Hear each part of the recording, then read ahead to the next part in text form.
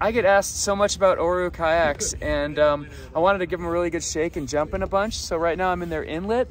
You know, it's more of an open cockpit, 10-foot wreck boat. They have a model that's even shorter called the Lake that I was just looking at, weighs 18 pounds and is $5.99. And you know, bottom line is not everybody can have a hard shell boat, but want to be on the water.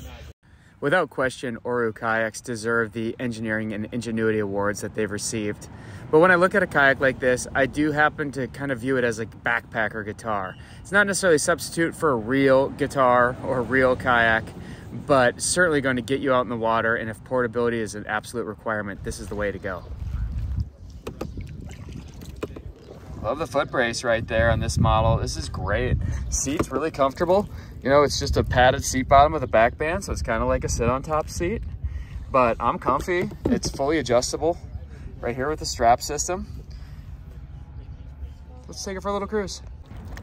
I focused on the recreational models because for this type of construction, I really think that's where the sweet spot is. If I'm after a longer portable sea kayaking experience, I think there are other models from companies like Track or Pack Boat. But if trying to get to a little mountain lake, pond, small moving river, these are going to work great. You do see there's a little bit more back and forth wobble side to side than you might see in a standard recreational model, but it did glide decently and certainly could go all around this lake. So a little stability test here. Sorry for the weeds in the way, but like it goes over and stiffens really nicely. So like a little 15-degree lean is going to be great. There's a nice sweep turn.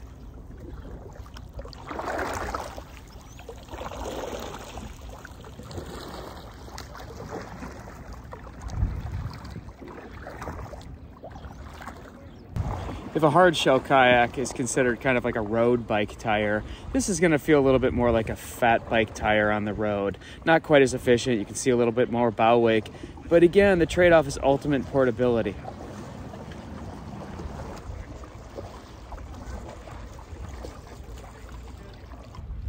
Here's Lauren and one of her colleagues from Trailhead Bike Shop taking out two Orus and using them pretty much how I would intend these kayaks to be used. The question is whether you choose an Oru kayak or possibly an inflatable if portability is your priority. I think an Oru kayak gives you a little bit more of a dynamic hull shape and it kind of allows you to play with a little bit of edge turns like you would in a hard shell, while the inflatable kayak is oftentimes a little more durable and river worthy. You can't call yourself a gear nut and not be impressed with Oru Kayaks' innovation here. But one thing about portable kayaks, canoes, and SUPs is that they need to be put together and put away, and oftentimes they're wet and sandy.